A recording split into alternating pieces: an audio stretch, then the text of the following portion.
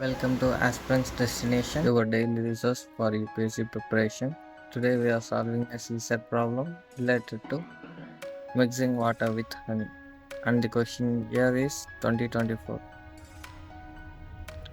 What percent of water must be mixed with honey so as to gain 20% by selling the mixture at the cost price of honey? The options are given below. Let's calculate the percentage of water mixed into the honey. Assuming the gain here, the gain is 20%, which is equal to 1 by 5. Let the cost price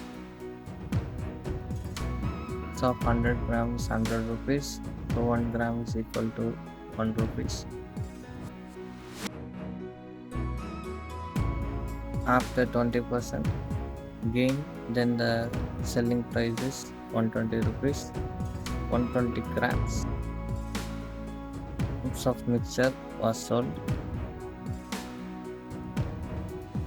Amount of water in the mixed is 120 minus 100, which is equal to 20 grams. Required percentage of water is equal to 20 by 100 into 100, which is equal to 20%.